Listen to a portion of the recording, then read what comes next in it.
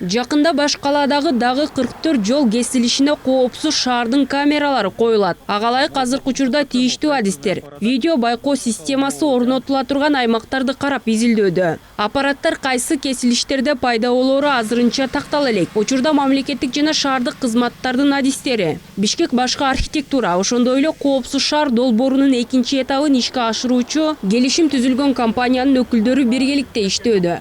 Жогоруда айтылып кеткен тилкелер Кыргыз Республикасынын ИИМдин жол кыймылынын коопсуздугун камсыздоо башкы башкармалыгы менен жергиликтүү бийликтердин мекемелери менен макулдашылган. Азыркы учурда тийиштүү органдар менен ошол биздин кесилиштерге Бишкек шаарынын кесилиштерине чыгып жатабыз. Анткени биздин Бишкек шаары боюнча кесилиштерде жол астында көптөгөн коммуникациялар орноштурулган.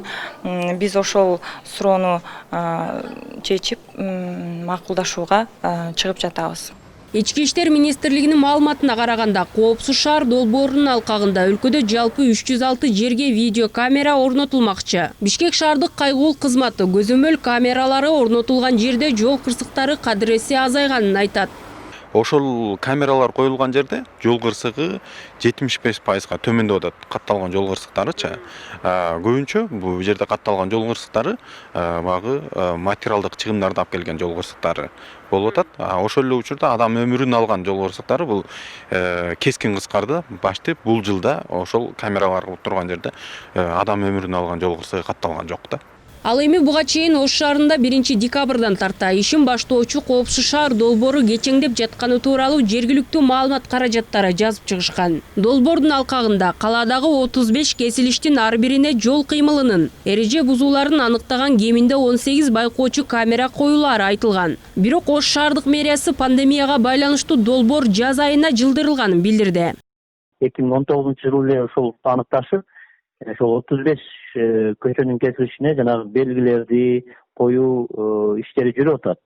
Бул долбоорго шаардык мэриядан дагы жергиликтүү бюджеттен 10 миллион сом акча каражат бөлүнүп, анын негизинде УГУД деп коебуз, мына жолдор башкармалыгы тарабынан тендер өткөрүлүп, ошол Серай строй деген жоопкерчилиги чектелген компания тарабынан жанагы иштердин жүрүшүн алып баруу иштери жүрүп атат. Бүгүнкү күндө аталган каражаттын ичинде ошол лампаларды орнотуу, эскилиги жеткен жол белги, жаңы жол белгилерине алмаштырылды.